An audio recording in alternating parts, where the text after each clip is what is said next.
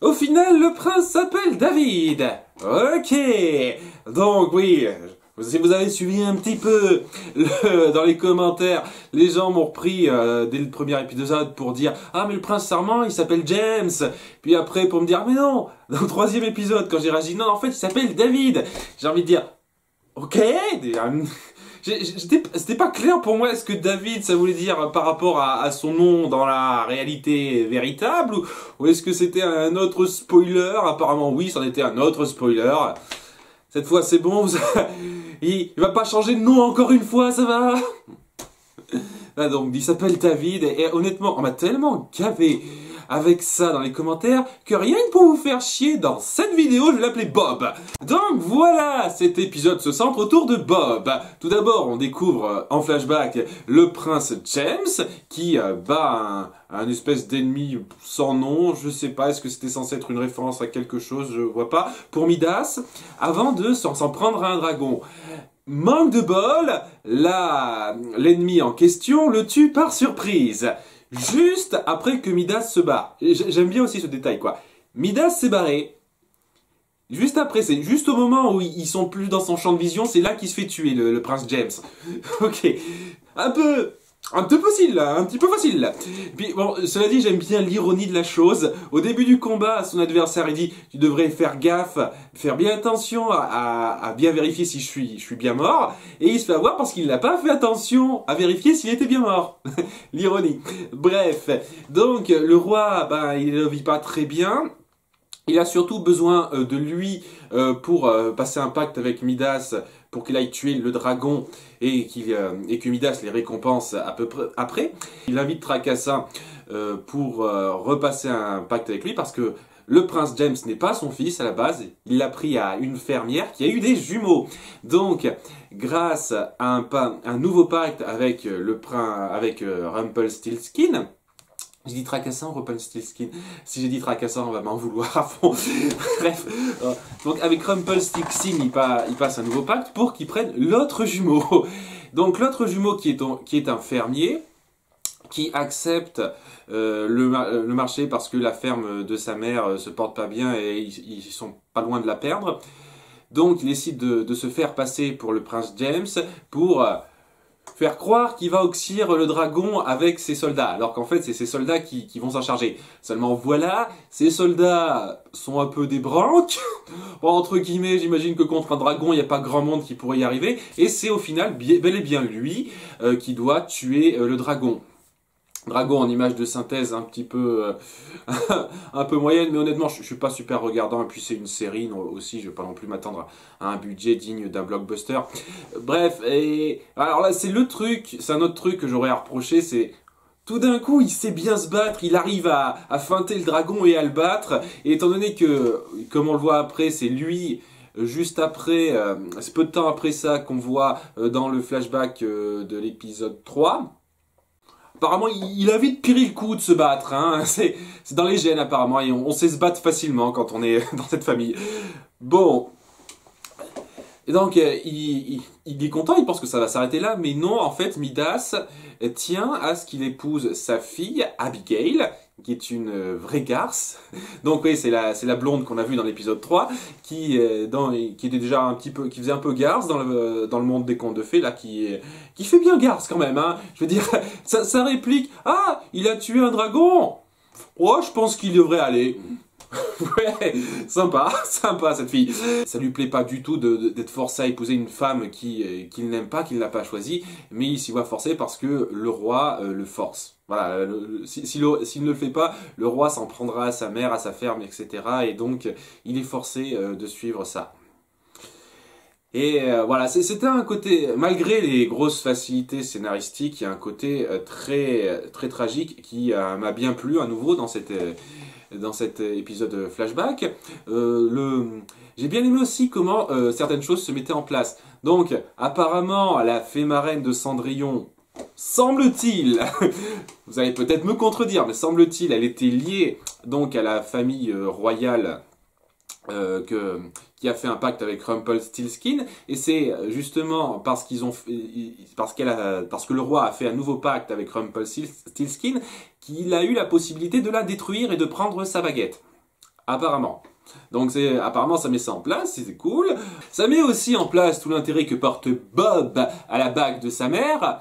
Donc oui, c'était très intéressant ça aussi. J'ai plutôt apprécié ce qui a été mis en place là-dedans et ça s'est plutôt bien regroupé avec le premier épisode. Malgré à nouveau les deux, trois facilités scénaristiques un petit peu discutables. En dehors de ça, dans notre monde présent, on apprend que Bob, alias David Nolan, rentre chez lui pour retrouver tous ses proches de sa vie d'avant. On ne le voit pas faire bonjour à son frère Christopher et, malheureusement, il ne se reconnaît pas du tout dans cette vie. Et il est vraiment incroyablement attiré par Mademoiselle Blanchard. Et il décide au bout d'un moment de se dire non, je n'arrive vraiment pas à être pris dans ce couple-là avec toi, ma femme, Catherine. J'essaye de retenir les noms, je fais de mon mieux. Catherine. Je préfère être avec Mademoiselle Blanchard, celle que j'aime vraiment. J'arrive pas à t'aimer vraiment, donc je n'arrive pas je ne peux pas rester avec toi comme ça. Donc il finit par rompre avec elle et propose à Mademoiselle Blanchard de le rejoindre là où ils se sont rencontrés, le pont Toll, pas le pont des trolls, le pont Toll. Et à partir de là, il va se faire un peu manipuler par Regina pour qu'il entre chez Monsieur Gold et qu'il voit quelque chose qui lui ravive la mémoire. Et c'est à partir de là qu'il va se souvenir de son faux passé avec Catherine et revenir sur sa décision de fuir avec Mademoiselle Blanchard, entre guillemets. Voilà, donc Bob repart donc vivre avec Catherine en essayant de raviver ça, même s'il sent qu'il n'y a plus la connexion que ses faux souvenirs lui laissent à penser. Donc c'était pas mal du tout.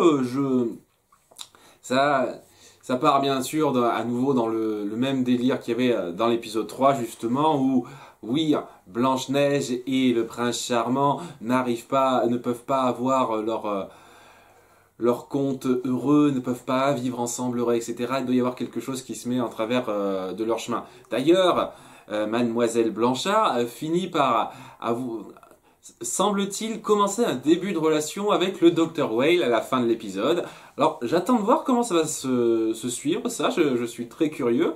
À nouveau, le Dr. Whale, je pourrais pas dire, le Dr. Frankenstein, c'est pas un personnage... c'est pas un personnage tout noir ou tout blanc, c'est un personnage très, très gris dans sa moralité et dans ce qu'il fait. Donc je sais pas, c'est un peu difficile à dire quel rôle il jouera. Et comment ça va se jouer cette relation, s'il y en a une. Ça va pas plus loin que les deux vers qu'il lui a promis à la fin de l'épisode. En dehors de ça, on voit aussi qu'Emma finit par découvrir que le shérif couche avec Regina de façon très forcée, je trouve. Sérieusement. Non, c'est-à-dire qu'il lui demande de la remplacer... Il lui demande de le remplacer pour le service de nuit parce qu'il a quelque chose d'important à faire. Et il lui dit que ce sera juste une fois. Et ce quelque chose d'important à faire, c'est coucher avec Regina. Vraiment, il n'y avait pas d'autre moment. T'étais obligé de coucher avec elle tout de suite. Donc oui, j'en sais rien à part. Ça sent cette histoire de relation entre Regina et le shérif. Ça a l'air d'être parti pour n'aller pas très loin et n'apporter pas grand-chose. Hein. Donc, voilà. Ça va juste mettre Emma et le shérif à froid, apparemment. Voilà, super.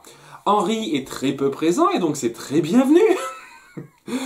Voilà, donc ça fait plaisir de voir que chaque épisode ne va pas se forcer à le mettre dans l'histoire. Des fois, il va être en retrait. C'est cool de voir ça. J'avais peur, sérieusement, avec tous les épisodes où on le voit durant quasiment toute la durée, toujours présent. J'avais peur que ce soit vraiment ça, son rôle, qui se force dans chaque histoire en étant présent bien plus qu'il ne le devrait.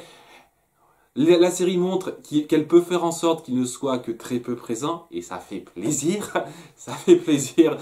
J'espère qu'il y aura quelques autres épisodes comme ça, un certain nombre où il sera pas trop présent. Et en dehors de ça, pas grand chose à dire. Une histoire efficace, je vais pas dire le contraire. Le tourment de Bob tout au long de son flashback et cette espèce de petit drame sur le fait que lui et Blanche-Neige n'arrivent pas à finir ensemble dans notre monde réel. C'était plutôt bien fait, c'était prenant. Comme toujours, j'ai beaucoup aimé Robert Carlyle là-dedans. Ce qui me plaît beaucoup avec Robert Carlyle, c'est c'est qu'il joue vraiment ces deux personnages de façon complémentaire, mais qui débarque bien aussi. Rumpelstiltskin, il aime bien être cabotin quand il le joue et ça passe super bien parce que c'est un personnage qui est très loufoque. Il y a un moment donné, il nous fait un de ses rires pendant qu'il parle, alors que ça sert à rien, mais ça rajoute au côté loufoque du personnage et ça le rend assez drôle en plus de son côté très calculateur, très salaud, hein, très sincèrement. Mais quand il fait Monsieur Gold, il est plus réservé, plus posé. Mais on voit quand même il dégage quand même cette malice. La même malice que Rumpelstiltskin, mais différemment. Je trouve qu'il met très bien les deux rôles à part. Et honnêtement, voilà, comme d'habitude, j'adore. Voilà, bon épisode. À bientôt pour le 7e. Ciao!